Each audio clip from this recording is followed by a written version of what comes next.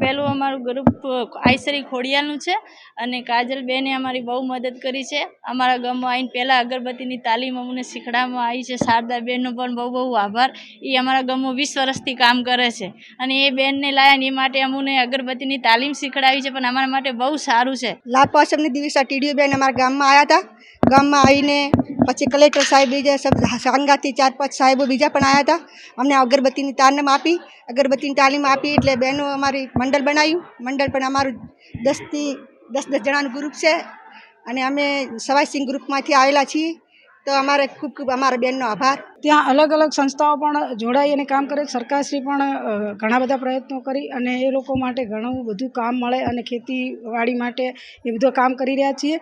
પરંતુ આમાં લાભ પાંચમના દિવસે કે જે એક શુભ દિવસ હોય એ દિવસે અમે અમારા તાલુકા વિકાસ અધિકારી શ્રી કાજલબેન આંબલિયાને મળ્યા અને વાડિયા માટે વાત કરી અને કલેક્ટર સાહેબ અને પ્રાંત સાહેબ અમારા આખા તાલુકાના ટીમ સાથે બેને કીધું કે ના પહેલી જ મુલાકાત હું ત્યાં લઈશ અને બેને પહેલી મુલાકાત લીધી અને અમારી બહેનો સ્વનિર્ભર બને એના માટે સખી મંડળ જૂથો બનાવે. અત્યારે આમ તો 11 જૂથો બની ગયા છે, 8 એક્ટિવ છે અને બીજી બહેનોને પણ જેમ બેને કહ્યું એ રીતના અમે અલગ અલગ તાલીમો આપવાના છીએ.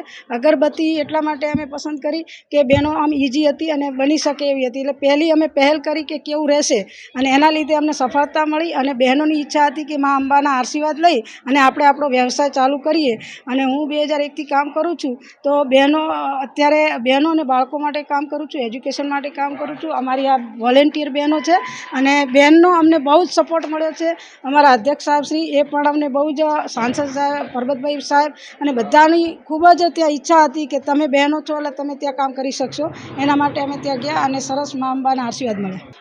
થરાદ તાલુકામાં મારા હાજર થયા પછી માનનીય વિધાનસભાના સ્પીકર શંકરભાઈ ચૌધરી સાહેબ અને માનનીય કલેક્ટરશ્રીનું સૂચન હતું કે વાડિયા ગામની બહેનો છે ત્યાં સામાજિક કાર્યકર્તા શારદાબેન પણ ખૂબ મહેનત વર્ષોથી કરી રહ્યા છે, તો એમના માટે જે પણ કંઈ થઈ શકે ત્યાંના સ્થાનિક પ્રશ્નોના નિરાકરણ માટે, તો એના માટે મેં લાભ પાંચમના દિવસે રૂબરૂ મુલાકાત કરી હતી અને બહેનોને સખી મંડળ બનાવી અને એમને કોઈ તાલીમ આપીએ જેથી બહેનો ત્યાં આર્થિક રીતે નિર્ભર થઈ અને આગળ વધે.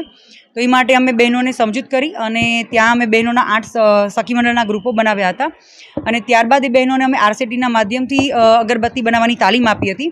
અને એ અગરબત્તીનું અમે ગઈકાલે જે તાલીમનું સમાપન થયું છે એના સંદર્ભમાં બહેનોએ જે આજે અગરબત્તી બનાવેલી છે, તો સૌથી પહેલાં બહેનોની ઈચ્છા હતી કે અમે મા અંબાના ચરણે અમે પહેલી અગરબત્તી અર્પણ કરીએ અને ત્યારબાદ અમે ધીમે ધીમે અમારો આગળ વ્યવસાય વધારીએ અને આત્મનિર્ભર બનીએ. અત્યારે અમે શરૂઆતના તબક્કામાં 60 બહેનોને તાલીમ આપી છે. બીજા અલગ અલગ 5 ગ્રુપ બન્યા છે જેમાં અમે એને પશુપાલનની તાલીમ અને સાબુ ફિનાઇલ બનાવવાની તાલીમ આપવાના છીએ. અને અત્યારે આજે 35 બહેનો એમના બાળકો સાથે અહીંયા ઉપસ્થિત છે અને અત્યારે જે અગરબત્તીનું વેચાણ છે એમાં માનનીય કલેક્ટરશ્રી દ્વારા સૂચન કરવામાં આવ્યું છે કે શરૂઆતના તબક્કામાં જે પણ અગરબત્તીઓ બનાવવામાં આવશે તે અંબાજી ટ્રસ્ટ દ્વારા ખરીદી કરવામાં આવશે, જેથી બહેનોને પણ એમના અગરબત્તીના જે ઉત્પાદન થાય છે એમાં શરૂઆતમાં એમને પ્રોત્સાહન અને પ્રેરણા મળી રહે. બેન સામાજિક કાર્યકર્તા શારદાબેન વર્ષોથી મહેનત કરતા હતા અને બહેનોને મળ્યા પછી પણ લાગ્યું કે બહેનો પોતે પણ ઉત્સાહી છે કે પોતાના જે વાડિયા ગામ જે માટે ત્યાં અત્યારે આપણે કહી શકીએ કુખ્યાત છે કે જ્યાં એના માટે જે દેહ વ્યાપારમાં કે બીજા મુદ્દે ત્યાં અત્યારે જે સમસ્યાઓ છે, તો એ સંદર્ભે બહેનો પણ પોતે એમાંથી બહાર આવવા માંગે છે. તો એ જાણ્યા પછી એમને મળ્યા પછી સમજાયું કે પોતે એમાંથી બહાર આવીને આર્થિક રીતે પગનિર્ભર થઈ અને આગળ મહેનત કરી પોતાનો વ્યવસાય છોડી સારા વ્યવસાયમાં આગળ વધવા માંગે છે. તો બહેનો ખુદ પોતે એક ઇન્સ્પિરેશન હતી કે એ લોકો કરવા માગતા હતા, એટલે અમે અને જિલ્લા વહીવટીતંત્ર, તાલુકા વહીવટીતંત્રએ એમને સપોર્ટ પૂરો પાડ્યો છે.